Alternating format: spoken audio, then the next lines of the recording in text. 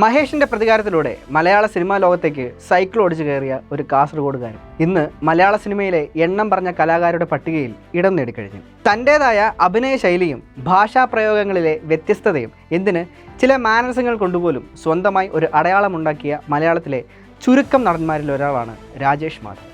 Assistant ഡയറക്ടറായി തുടങ്ങിയ cinema ജീവിതത്തിൽ നിന്ന് കാലം രാജേഷ് മാധവനെ ഒരു നടനാക്കി മാറ്റുകയായിരുന്നു. സ്കൂൾ കാലഘട്ടം തൊട്ട് നാടകവുമായി ബന്ധപ്പെട്ട് പ്രവർത്തിച്ചിരുന്ന രാജേഷ് മാധവൻ ഒരിക്കൽ സ്കൂളിൽ അവതരിപ്പിച്ച മണ്ടൻ ശിപ്പായി എന്ന നാടകത്തിന് മികച്ച നടനുള്ള അവാർഡ് സ്വന്തമാക്കിയിരുന്നു. പിന്നീടും ഒരുപാട് തിയേറ്റർ ട്രെയിനിങ് ക്യാമ്പുകളുടെയും കലാക്ഷേത്രങ്ങളുടെയും ഒക്കെ സജീവ പ്രവർത്തകനായിരുന്നു രാജേഷ്. പക്ഷേ അപ്പോഴും സിനിമ ഒരു കിട്ടാക്കനെയാണെന്നുള്ള ബോധ്യം മനസ്സിൽ തളം കെട്ടിക്കിടന്നതുകൊണ്ടാവണം ആ വഴിക്ക് പോകാൻ അദ്ദേഹം ശ്രമിച്ചതുമില്ല. ഡിഗ്രിക്ക് തിരഞ്ഞെടുത്തതാവട്ടെ സിനിമയുമായി യാതൊരു ബന്ധമില്ലാത്ത ഒരു സബ്ജക്റ്റും. നാട്ടിൽ സിനിമാ മോഹവുമായി നടന്ന പലരും പരാജയപ്പെട്ടത് കണ്ടു വളർന്നതുകൊണ്ട് തന്നെ ആവണം സിനിമ കരിയറാക്കാൻ രാജേഷ് ഒരിക്കൽ പോലും തീരുമാനിച്ചിരുന്നില്ല. നാട്ടിലെ തന്നെ പുരോഗമന പ്രസ്ഥാനത്തിൻ്റെ സജീവ പ്രവർത്തകൻ കൂടിയായിരുന്ന രാജേഷിനെ രാഷ്ട്രീയത്തിലേക്ക് വിടാൻ അച്ഛന് താല്പര്യവും ഉണ്ടായിരുന്നില്ല. PGക്ക് പഠിക്കാൻ പുറത്തേക്ക് പറഞ്ഞയച്ചു. കാസർഗോഡ് നിന്നുള്ള ഒരു ശരാശരി ലോവർ മിഡിൽ ക്ലാസ് കുടുംബം. അങ്ങനെ ഒരു കുടുംബത്തിന് താങ്ങാൻ കഴിയുന്ന തരത്തിലുള്ള ഒരു കോഴ്സ് ഏതെങ്കിലും ആയിരിക്കണം എന്ന ഒരു ചിന്ത അന്ന് മനസ്സിലുണ്ടായിരുന്നു. തിരഞ്ഞെടുത്തതാവട്ടെ വിഷ്വൽ മീഡിയയിൽ.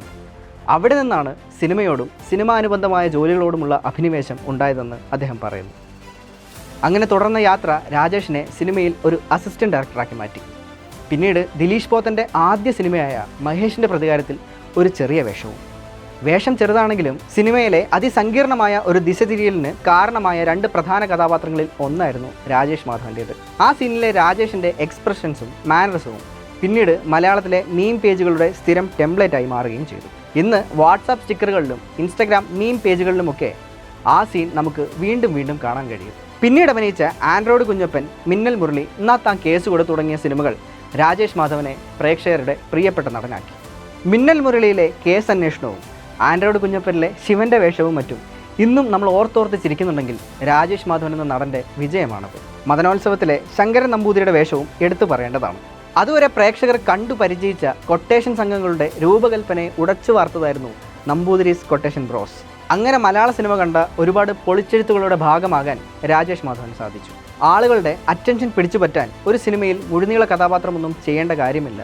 ചെറുതായാലും വളരെ സ്വാഭാവികമായ അഭിനയം കൊണ്ട് അത് ആളുകളിലേക്ക് എത്തിക്കാൻ കഴിയും എന്ന് തെളിയിച്ച ഒരു നടൻ കൂടിയാണ് രാജേഷ് മാധവൻ. വിഷു റിലീസായിരുന്ന മരണമാസിൽ രാജേഷ് ചെയ്ത വേഷം രാജേഷിനെ ഒന്നുകൂടി പ്രേക്ഷകരിലേക്ക് അടുപ്പിച്ചു കഴിഞ്ഞു. ഇന്നത്തെ ചർച്ചകളിൽ രാജേഷിൻ്റെ കഥാപാത്രം ഒരുപാട് പ്രശംസിക്കപ്പെടുന്നു.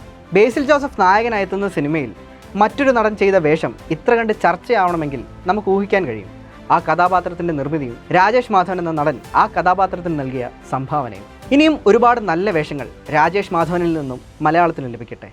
മലയാള സിനിമയിലെ മുൻനിര കലാകാരന്മാരുടെ കൂട്ടത്തിൽ രാജേഷ് മാധവൻ എന്ന പേരും കാലം അടയാളപ്പെടുത്തട്ടെ.